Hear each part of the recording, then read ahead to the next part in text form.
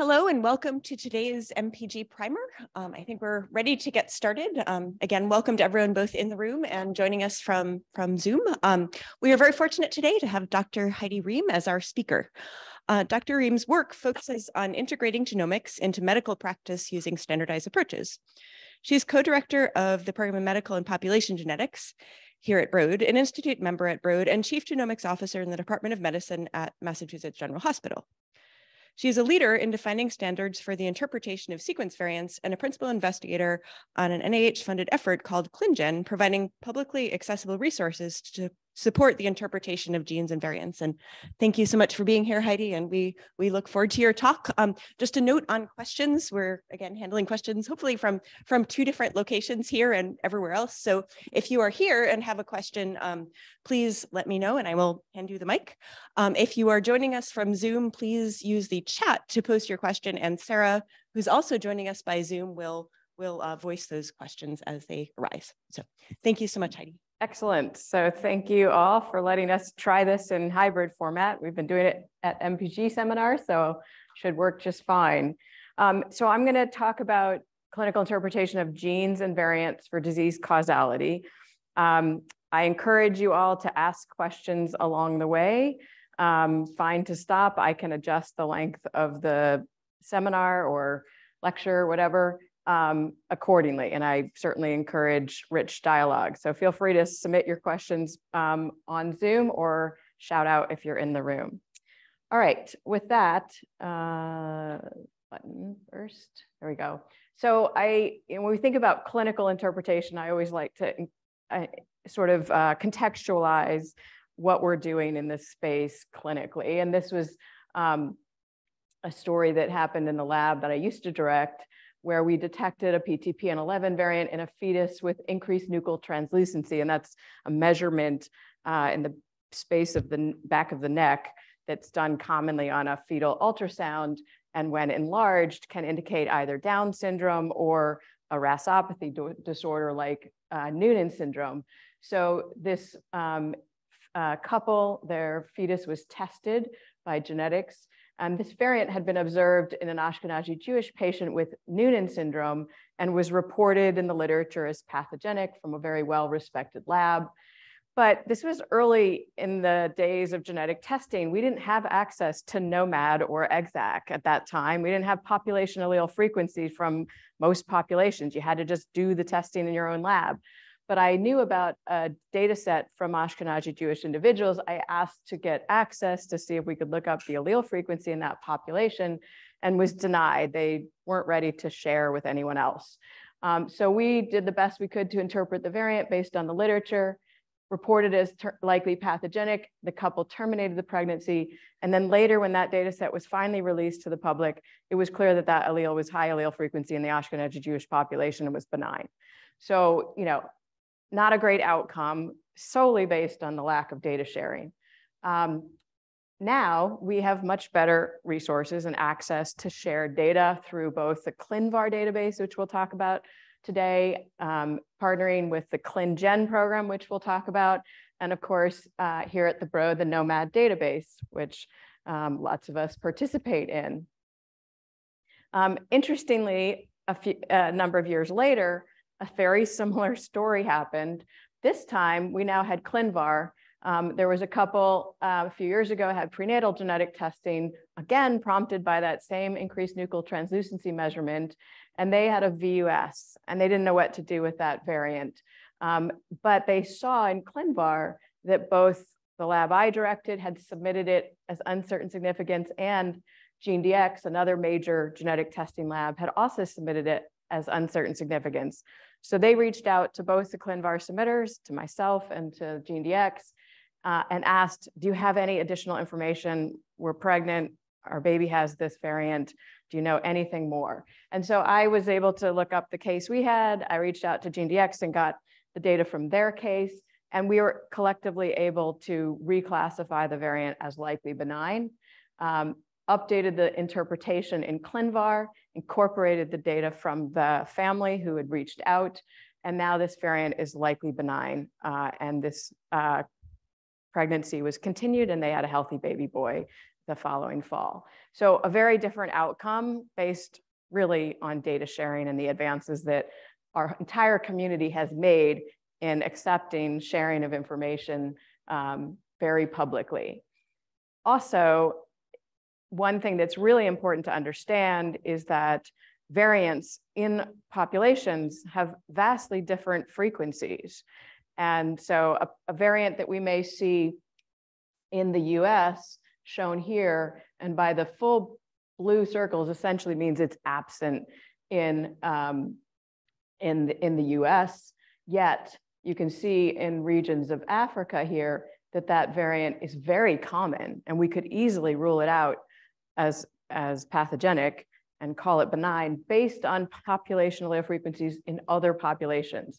So we both want matching populations when we're interpreting, but we also want data from populations around the world. And there were many variants that got misclassified in essence because they were only looking at matched populations and not looking more diversely across the globe. So we as a global community must share data to help interpret each other's variants across the globe. Is really how I like to think about it. So no surprise, for the best outcomes for patients, we need to enable data sharing on a global scale and also critically evaluate evidence as a collective community. You saw that story. I reached out to GeneDx, we collaborated, we shared the evidence that wasn't actually anywhere, and we're able to reclassify the variant by sharing that evidence. So I'm going to talk a little bit about the ClinGen project, which stands for the Clinical Genome Resource. And the goal of this project, which is an NIH-funded program that started almost 10 years ago, it's primarily funded by 3 core U41 resource grants, one of which is here at the Broad in partnership with Geisinger. And then there are 2 others at Baylor and Stanford, and another at UNC and ACMG and Kaiser. And we collectively work together. There are now additional grants that are disease focused, being supported by various NIH institutes in particular disease areas. And the goal of the program is really to create an authoritative central resource to define the clinical relevance of both genes and their role in disease, as well as individual variants and their role in disease. So we really work to aggregate genomic and health data, and then we curate that data to classify relationships like gene disease validity, variant pathogenicity, dosage sensitivity, which is helpful in cytogenetic analyses where you're looking at large deletions or duplications and saying, well, if I have an extra copy of this gene, will that cause a phenotype? If I lose a copy of this gene, will that cause a phenotype? And that helps interpret cytogenetic chromosome microarrays, things like that. And then we also have efforts in clinical actionability where we say, well, if this individual has a pathogenic variant, should I return it to them? Will a physician do anything to improve outcomes? Is it actionable? So those are all domains that we curate on, and then we disseminate that information free and publicly on the ClinGen website and other databases that I'll show you in a second. A lot of people will continually ask, what is the difference between ClinGen and ClinVar? And I like to characterize it as ClinGen is a consortium of people sharing data, developing standards for how we evaluate that data, curating knowledge. And we have over 2,000 people around the globe involved in ClinGen's working groups and expert panels. However, the results of that effort and that curation go into databases that we all can access. So one of those for variants, or the database for variant knowledge, is ClinVar, managed by NCBI at NIH. And then we've recently launched a new gene level database I'll talk a little bit about called GenCC. So our gene curations are now going into there. Okay.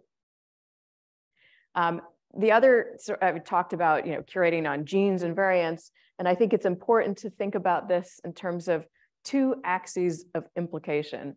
The bottom of my slides are not being seen, but this is a slide I took modified from Daniel MacArthur because I thought it was a great illustration of how we think about this. So you can have different scales of what the evidence for whether a gene is implicated in disease or whether that individual variant you find in that gene is pathogenic. So for example, we might have a gene that's undisputedly involved in disease. CFTR is the gene for cystic fibrosis. There's no dispute. It is the gene for that disease. And in that gene, the phenylalanine 508del, that's the most common pathogenic variant in the CFTR gene. There is no doubt that that is pathogenic. It's been seen in hundreds of thousands of individuals. On the other hand, every gene, even those firmly implicated in disease, we find VUSs, variants we've never seen before, or we have seen before, but we still can't interpret. That's true, even though the gene itself is firmly implicated in disease. On the other hand, we all the time find variants we don't know and genes we don't know. The voose and the goose, as some people say. But the interesting thing is you cannot have this category. You can't have a variant with strong evidence for disease causality if it's in a gene you haven't yet implicated in disease. It is a variant of uncertain significance until you implicate it in the gene in disease. Now you can say it's disruptive. Like if you delete the gene, clearly it can't function, but you can't say it's pathogenic for, cardiomyopathy if you haven't implicated the gene in cardiomyopathy. So when we say the word pathogenic, that term means disease causing. And if you haven't implicated the gene in disease, you can't use the term pathogenic. All right, so I'm going to walk through the first part of this is implicating genes in disease and how we go and do that. So one thing in terms of where we all monitor the state of the world in terms of how many genes are implicated in disease, most of us go to OMIM, which is a database that tracks publications of genes being implicated in disease. And so you can go to the, and I put the URL here. I will, I think everything gets distributed to them, right? So I put the URL for where I go to look this up. And you can see the total number of genes with a phenotype causing mutation is 4,727. Some of those genes, however, may be implicated in only one disease or phenotype, but others may be implicated in multiple different diseases. So the actual number of diseases, which is this top number, for which the molecular basis is known, is higher than that, 7,200, because some of those genes cause multiple different diseases depending on which mutations are and where they're located. Now, we have almost 20,000 genes, and right now, 24% have been implicated in at least one disease. The question is, how many more are going to be implicated in, let's say, monogenic or Mendelian disease? And there's been estimates of that using both human data, using the NOMAD database and looking at gene constraint, which says this must cause a deleterious phenotype because we don't see loss of function mutations or missense variants. So there's some anecdotal evidence that that gene might be important and implicated in disease. And because of homology between human and mice, there are many mouse knockouts that have phenotypes in certain genes that have not yet been implicated in a human disease, but obviously there's a reasonable likelihood given similarities. So those data together suggest that there's probably over 10,000 more genes to be implicated for Mendelian phenotypes. So we still have a lot of work to do as a take-home message. Okay, so I told you I was going to talk about how we implicate genes in disease. So most of you are probably like, well, I read a paper and the paper said this is now a new gene for X disease. Done. No, you need to critically look at the evidence and decide if you agree with it. And ideally, there would be a systematic evidence-based way to determine if their evidence is there. And that's what we worked on within ClinGen to come up with and published this semi-quantitative framework for how to evaluate evidence and make a call as to whether we think, or I should say the experts think, that that gene is implicated in disease. And so this gene curation is actually done in, we have, I want to say, over 50 different, so far, gene curation expert panels where we bring in experts around the world in that particular disease area where they understand the animal models, the phenotypes, the patients, all of that, and ask them to critically evaluate the literature. And if they've been the one who published the paper, they have to excuse themselves from voting. So we make sure that this is a independent assessment of that data from experts in the relevant field. And when they evaluate the evidence, which spans both case level, family segregation, case control data, sort of genetic evidence, as well as experimental evidence. Where's the gene expressed? Is there a model organism that shows that that phenotype is perpetuated in an animal model? Can you do rescue experiments to correct the phenotype by putting that gene back in? All of this is data that helps support implicating that gene in disease. And then based on the number of points that are scored across these different evidence types here, the gene will then score into one of these categories: definitive, strong, moderate, limited, animal model only, where it's a good animal model, but there's never been a human case described, no known disease relationship, disputed, or cut off from my view here, refuted is the very last one. Likewise, through the American College of Medical Genetics and Genomics, they then used our framework to say, this is how this information should go into clinical genetic tests. And the idea is genes that are moderate and above, from here up, can go into disease-targeted clinical panels, but those that are limited and below should not be on the disease-targeted panels. They should be relegated to just exome and genome analysis, where we're looking at everything. And so that's the clinical guidance for how to use our framework, then translated into clinical testing. So this is a little overview of that point scoring system, where we're scoring genetic evidence, which is up to 12 points. And each case, each variant gets counted. Is it de novo, gets more points? Is it loss of function? All types of different evidence. Is there a LOD score above X for segregation? These things. And this is then the scoring that goes in. Delay here. It's coming. My mouse has got a mind of its own. Into that. Now, the strong and definitive is basically a time difference. You can see the points are the same, 12 to 18, but you can't get to definitive until at least 3 years have lapsed and there's multiple studies showing the same thing and no data has refuted the claim. And then it gets to definitive. If you're going to score something in disputed or refuted, it's not based on points. It's based on experts weighing the both implicating evidence as well as the contradictory evidence. And that usually requires some expert judgment to say, all right, this is not good evidence, and look at this counter evidence and making decisions there. Okay. So you can go to the ClinGen website and track every gene that's been curated for gene disease validity. I just took a screenshot from last night, I believe I took this, where we've now curated in ClinGen 1,925 gene disease relationships. You can see all these little circles. There's 47 circles on the website, but I took a few different ones where you can see that the colors correspond to these different levels: definitive, strong, moderate, limited, et cetera. And so you can see in each disease area, they vary in terms of how many genes have not been good, implicated with strong evidence and how many have.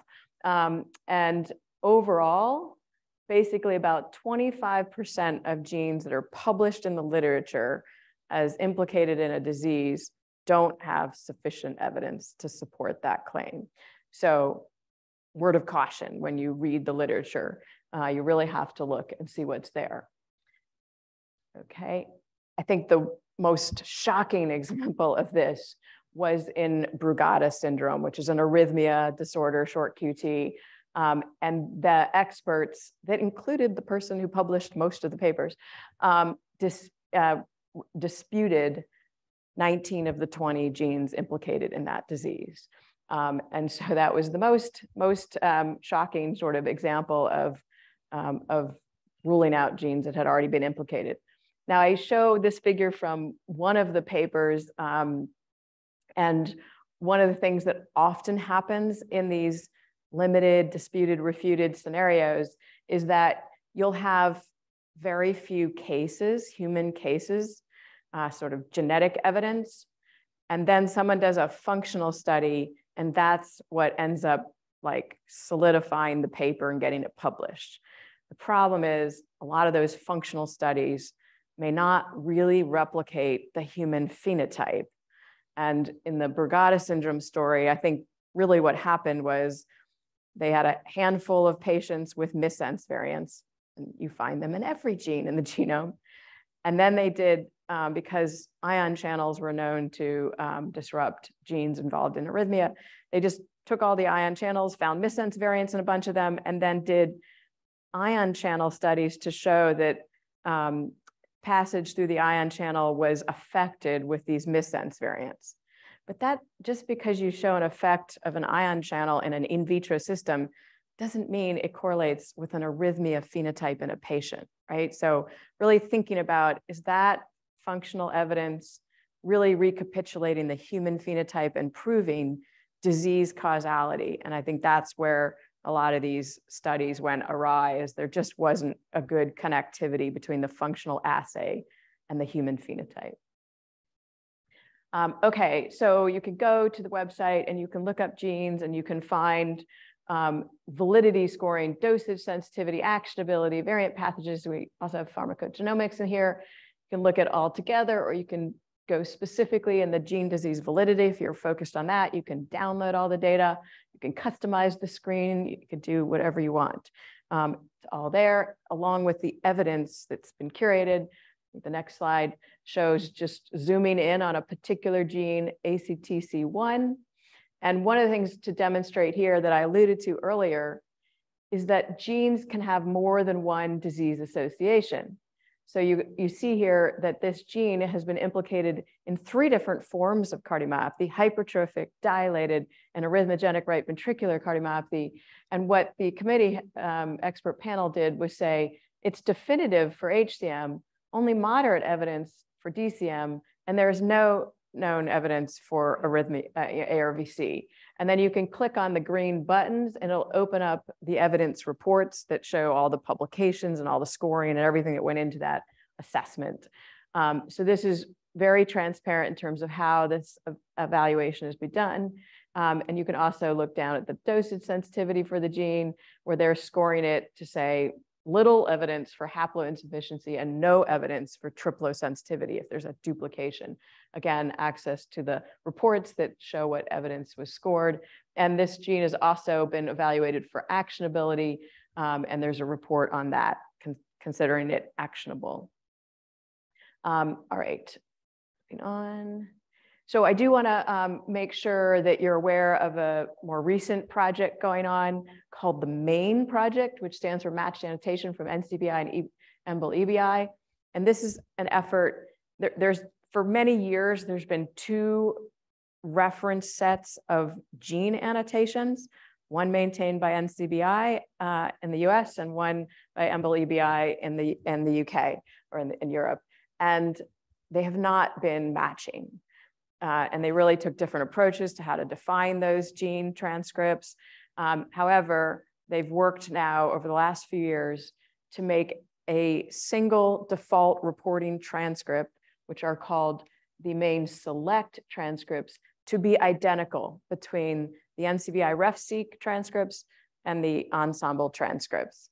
And they're identical, and they also identically match the build 38 genome build, so that it's easy to annotate. And so everyone is working to adopt the MAIN select transcripts as the primary transcript. And this has happened in ClinVar, we've done it in Nomad, and lots of other databases. Now, that doesn't mean that a single transcript is going to be able to represent the entire gene. We all know that genes are alternatively spliced. Some have lots of different transcripts. So what if there are other important exons and other transcripts? Well, what they've done is the MAIN Plus project is working to harmonize the rest of the transcripts. That's going to take eternity, but they at least define MAIN Plus clinical, which is those additional transcripts with known pathogenic variants in exons or regions not represented in the main select. There's about 50 to 100 additional main plus clinical transcripts that are in the set. And so if you want to thoroughly cover a gene for interpreting it for clinical purposes, you use the select and any main plus clinical as well. And they'll be adding to that main plus clinical set over time. So that's a little bit on the main project that's important and helps. Now I mentioned the ACMG guidelines feeding off of the ClinGen gene disease validity framework, recommending which genes should go into panels. This is actually a big deal because most of the clinical labs compete with each other by saying my panel is bigger than your panel and therefore it's better and you should order your test from my lab, not that lab over there. And that's a problem because if more doesn't mean better, if they're just adding genes that aren't actually implicated in disease. So by coming out with the evidence-based framework, we can say these are the genes that should be in a panel. And in fact, the largest testing lab in the US, Invitae, went and did exactly that. They now separate their tests into the primary panel, which is the default panel when a physician orders a test. However, to deal with the competition thing, because not everybody understands some of this, they do add the option to add on preliminary evidence genes. So you remember that story I told you about that 20 genes implicated in Brugada syndrome and 19 of them were disputed by experts. So they took them off the primary panel and they stuck them in this preliminary evidence bucket. And now most tests that are ordered for Brugada syndrome do not include these. But if there's some physician who thinks they really think they can look at these variants, they're allowed to, order them customarily.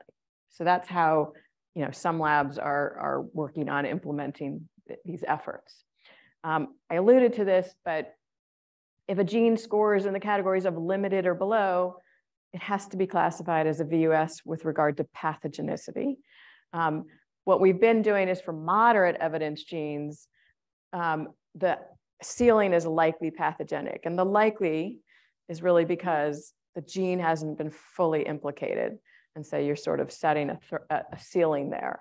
And then obviously pathogenic can be used for strong and definitive genes. Now I mentioned this new database, the GenCC that we've launched. What we just discovered, and this is now been maybe 5 years since we started getting together as a community in this space, was that there was multiple groups curating gene disease relationships. Certainly the OMIM database has been around forever doing this, but also other databases like the Genomics England panel app and now the Australian Genomics panel app. These are public resources that curate gene disease relationships to decide which genes should be tested clinically in the UK, in the case of Genomics England panel app, as well as in Australia. Also the TGMI database in the UK, gene to phenotype database. Orphanet does this in France for their national healthcare system. And then we discovered all of these clinical labs that had internal curation going on, curating all of the evidence to decide which genes to put in their panels for their own clinical tests. So we basically got all of these groups together and said, let's try to harmonize how we're all doing this, and develop consistent terminology, and then publicly share all the results of the curations into a single database. And then we can identify differences and collaborate to resolve those differences. So what you see on the left were all the different systems being used by public databases on how to classify genes according to evidence. And they ranged from terms to colors, including colors that were used in the opposite orientation. Red was disease implicated in one database, red was not disease implicated in a different database. So it was a complete mess. So we went through rounds of Delphi surveying with the entire community, arrived at a set of terms, which actually are largely the terms used by ClinGen, with the exception of adding one sub-term, which is animal model only, got added to the ClinGen framework. Okay, so we did that. And now we were able to map everybody's data sets into this common terminology and develop the GenCC, the Gene Curation Coalition database, which I like to call a ClinVar for genes. In ClinVar, people can submit interpretations of variants. In GenCC, they submit interpretations of genes. And to date, we have 15,241 curations for gene disease validity on over 4,500 genes from 12 different submitters. And you can go to the database and search for a gene, click on it, and you'll see a summary of who's submitted what. All the claims are for diseases, and we've standardized using Mondo ontology the disease terms that are being used so we can better compare across groups, which is still a challenge for that. So that's sort of the state of gene disease validity assessment and how we think about this. Before I move on to variant assessment, anybody have any questions about implicating genes in disease? I have a question, Heidi. Yep. I wonder if there's any ongoing effort or potential to integrate some of this even earlier in the publication process, Yes. so that some of the terminology could be part of the review process. Yes, I would love that. And in fact, right now for the Gregor Consortium, we are implementing that which is a rare disease novel gene discovery effort funded by NIH, asking all of the sites as a requirement to submit to GenCC their gene disease validity assessment for their genes. And that's, one effort. Ideally, yes, we'd ask like every journal out there to enforce like this, process. I think it's a little challenging in the sense that first publication, often they are limited or moderate, and it's a tricky thing. Like part of it, I criticize, look, 25% of the literature, doesn't have sufficient evidence. But if you don't get that evidence out at all, you can't build on it. So I'm a little hesitant to like make them like mark limited on their paper that never gets published because people don't fully understand. So it's a little bit tricky to think about how to incorporate that into the into the sort of gene curation process. Also, the bias by the authors doing it during publication is going to be extensive. And so we really would prefer like an independent group through ClinGen assess that. So I'm of mixed mind about how, extensive to push that into the publication process where it's biased by the authors, and instead sort of have a slight distance from that is kind of how I've thought about it. But it's a great question, and I've thought about it extensively myself. I noticed that there is a question perhaps in the Q&A. I don't know if you're able to see that, Sarah. Yeah. The question says, you mentioned that pathogenic can only be applied to a variant if the gene is implicated in disease, but many of the widely used software tools apply P or LP designations to variants based on their presumed effect on protein function, regardless of the evidence for the gene in the specific disease. So, I mean, obviously part of this is outreach and education, but how else do we address this gap? Yes, it's a huge problem. And I have been working over the last 10 years to harass lots of programs, both like in silico programs that are like Polyphen and SIF that are using these terms, which they shouldn't be, as well as also some of these commercial software programs that say they apply the ACMG codes in an automated way. And, there's definitely major problems out there.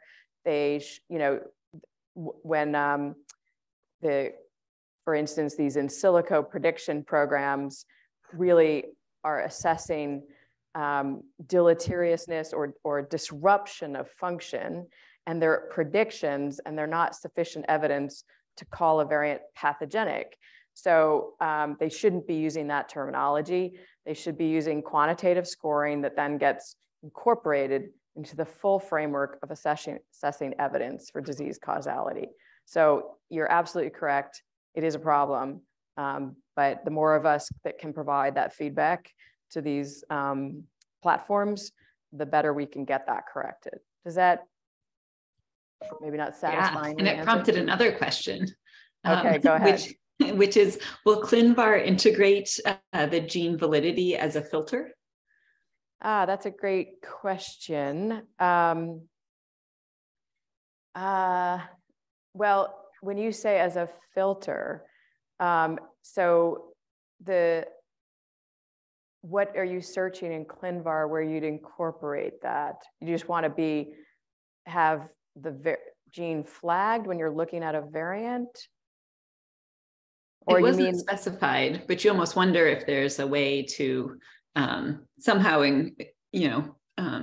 Yeah, I was thinking about that the other day, where one way you could do it is during the submission process, if a submitter submits a variant as pathogenic in a gene for which there is not moderate or above evidence, it could actually flag and say, are you sure that this should be pathogenic? This gene has not yet been implicated in disease based on the GenCC database, for instance. So both ClinVar could QC entries to the database in that way, as well as potentially flag those genes in some way when you're looking at a variant page to show the validity state of that gene.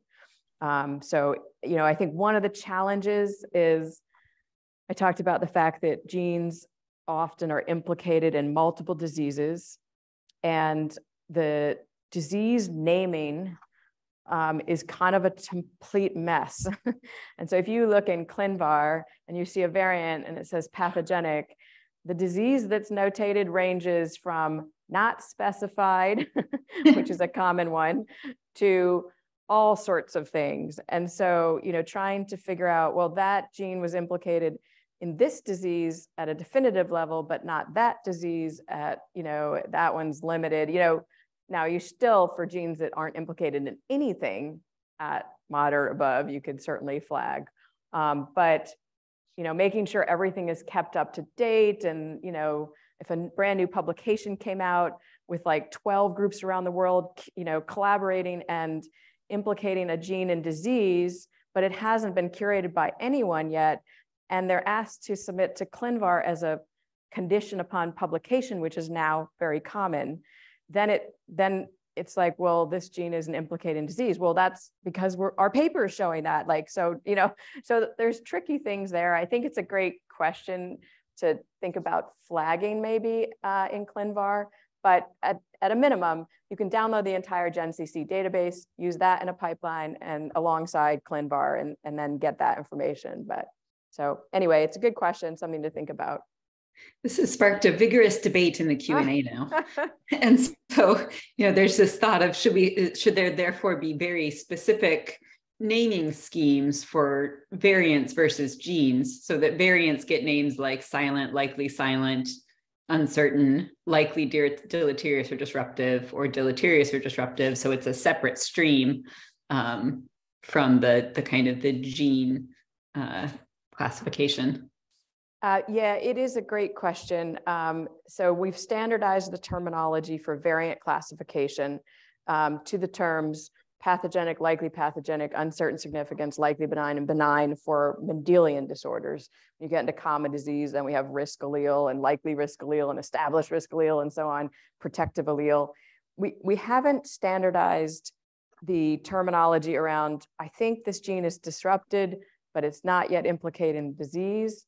And what to say there's a functional effect. I think when there becomes a widespread application for that information, there might be more motivation to standardize around that. But right now, most of the field is focused on, is there a disease phenotype associated with that variant? And that's why that has become sort of the area we standardized on. But it's a good question as to whether there's some need to standardize around, the level of disruption or dysfunction, which honestly hasn't happened. So interesting question and debate. All right, anything else in there that I should try to answer before? Just if you do have a formal definition of a gene implicated in disease, like is there a threshold? Is it just one paper, someone writes it somewhere, or is there a... Yes, there is a formal, a combination of a formal definition of these, which is on the GenCC website in more of a kind of high-level text-based way that we describe this. And then the ClinGen SOP, for the detailed evidence that's required and the types of scoring is all publicly available on the ClinGen website that defines, what kind of evidence is required to get to these different levels.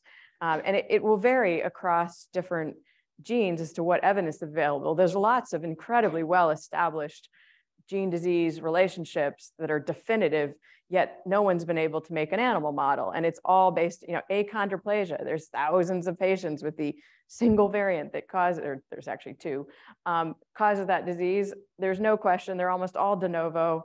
I think they are all de novo. So there's like massive evidence, but it's all case level. And then there's other genes, there's massive evidence, but it's an incredibly rare syndrome.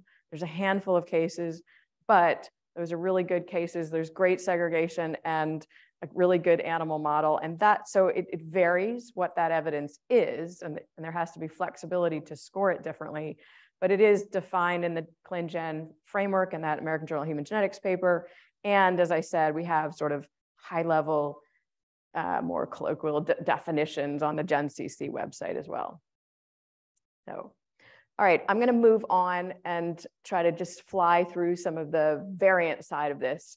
It is much more complex on the variant side. In genes, we have a limited number of genes. There's like roughly 20,000 in our genome. We are confident as ClinGen that we will get through every single one that's been implicated in disease. You'll have to keep going as new relationships are described, but we feel confident we'll get there. That is not true of variants. There are billions of variants in the human population. We will never curate them all as experts. So you have to think about a different model for how to create knowledge and variant classification that helps the community do this more accurately. So I think of it in this four-pronged approach. One is let's put out better standards that are more objective and terms and get everyone who's classifying variants to use the same standards. Two, public sharing of variant interpretations. If we get them all shared, we can see what each other's doing, the evidence they've used and their rationale, and then we can collaborate and say, well, I thought about it differently, and you get people together and you resolve, and that crowdsources the work, creates transparency. We also, by everybody sharing into a common database, can resolve differences through inter-lab conflict resolution, which we do all the time. And then we can engage experts on the trickiest variants. So we're really just focusing those expert panels on the small subset of variants that are discrepant between labs and people dispute their interpretation and they're tricky, right? And that's sort of the overall way we approach this incredibly large and complex space. One of the sort of game changers in creating better objective standards was the 2015 ACMG guidelines. And we worked for a couple of years to put these together. They were still, not perfect.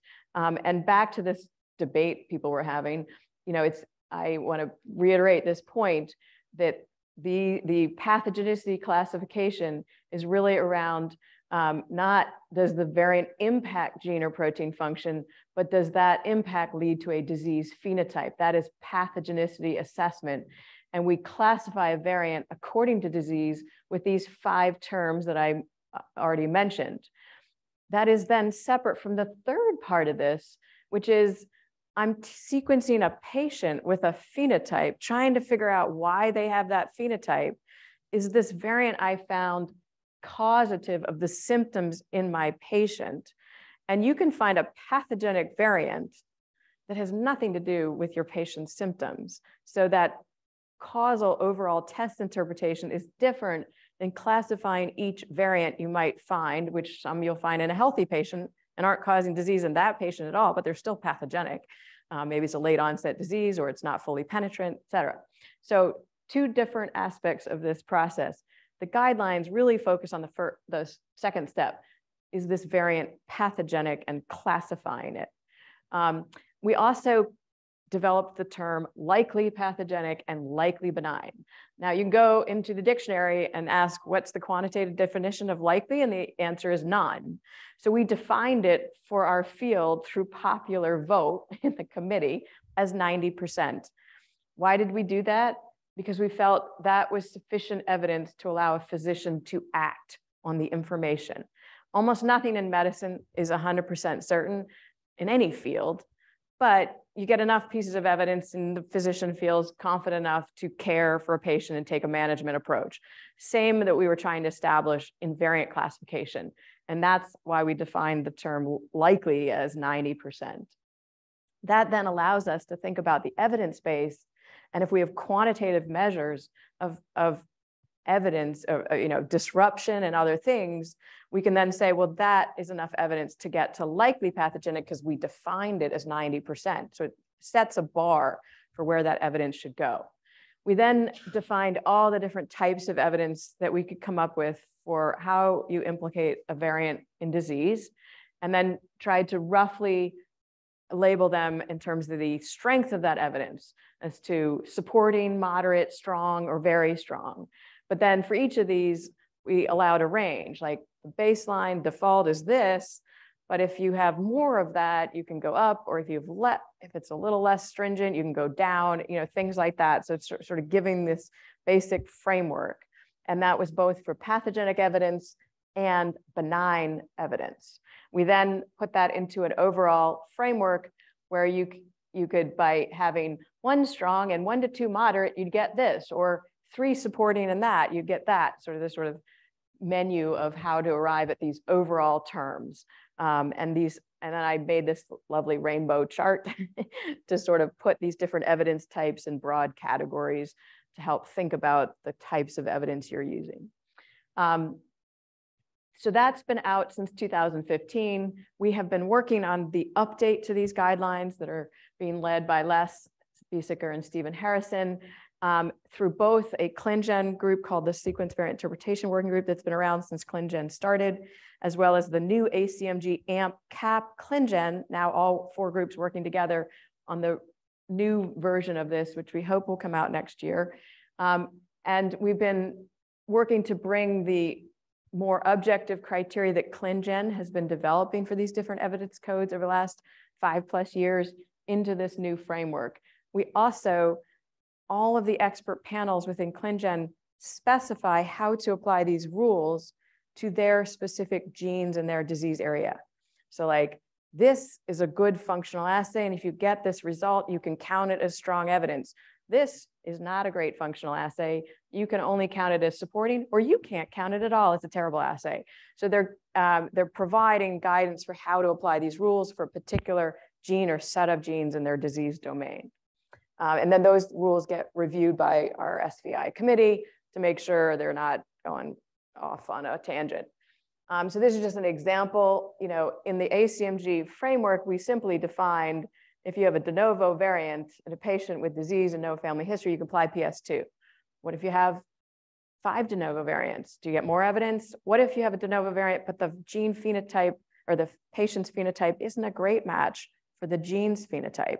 Should I score lower? So we developed all that based on how many observations de novo, the level of gene to phenotype specificity, and whether you had confirmation of the parent relationships to prove it was de novo. Dad was in fact dad and mom was in fact mom.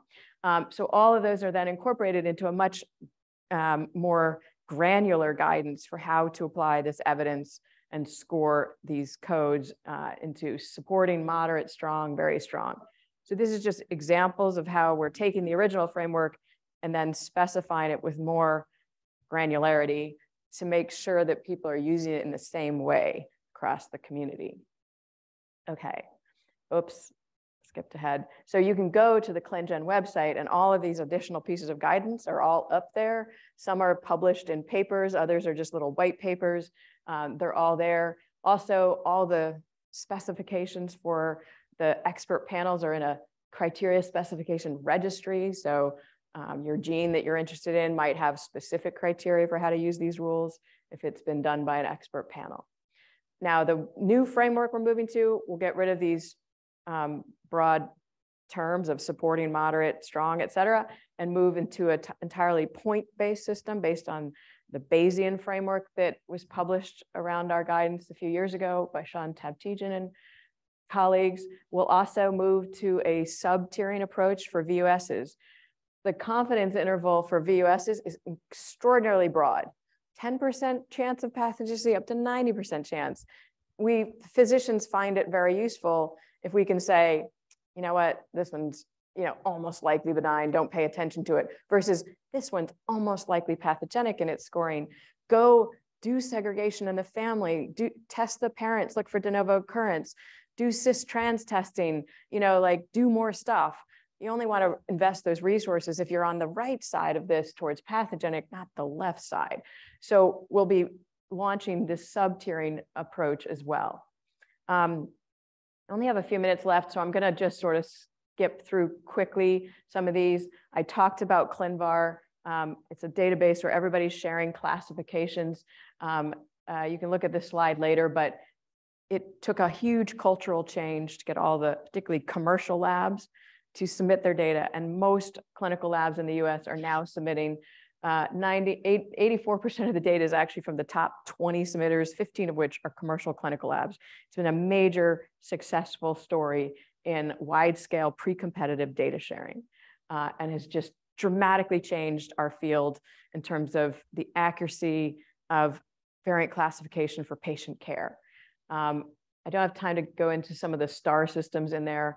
We have done a lot of inter-lab conflict resolution because there's, in fact, as of last night, 17,730 medically significant conflicts in ClinVar. So there's still differences happening, and we work to resolve those differences. And these are just some of the outcomes, and they're published papers that if you're interested in this, you can go dig them up. It works. You get the labs together, you share the underlying evidence, and most of the time they will come to consensus. So really important. And a lot of that is now being managed by our expert panels, working with labs that are on the panels, sharing their underlying evidence, and working with experts to reclassify those variants when they're discrepant. You can go to the website and look at all the different curation panels there. We go through a multi-stage process for them to get approved to be experts and review their rules and all of that.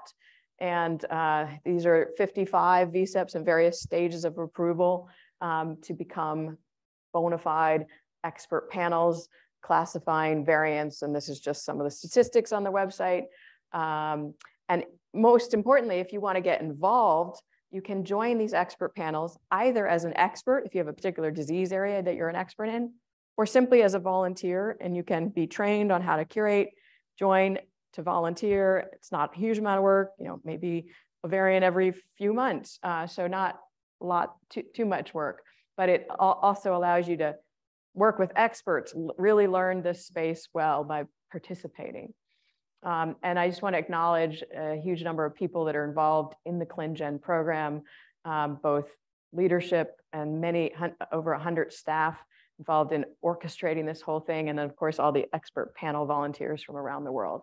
I think I added a few extra slides if we had time, but I'm going to stop there and open it up for any last questions and maybe get rid of my slides and share. So any questions that have come in or anyone in the room? Yes, Jane, what? Just have a question between the interface of gene disease relationship and dosage. Yeah. I don't have experience in dosage, but what I came across is that there are some genes that gene fusion or gene duplication and deletions are implicated in disease, and the framework in gene disease validity doesn't have ways to count that. So we sort of need to kind of give it to the dosage group, which I don't know how it works. And so how do you design ways to kind of comprehensively assess that? Right. So the framework does account for disruption, any type of variant that disrupts the gene. That could be a point mutation, or it could be an entire gene deletion. The problem is that if you delete 20 genes in a region, and then you want to use that evidence to implicate that variant in disease, it's hard to rule out that the other 19 genes aren't having an effect. So it's not to say that we can't use deletion information. It's just that it's tricky to think about how you tease that information apart to decide that that large deletion of many genes is actually specific to a given gene. And so we tend to, for individual gene disease validity curation, tend to use variants that are limited to a single gene. Also, the duplication is really something fairly different compared to disruption or gain of function variants. So we do tend to have the duplication sort of curation happen in the dosage, like triplosensitivity assessment, which is a slightly different thing to think about. But they are implicating that sometimes in a specific disease. So yeah, does that help?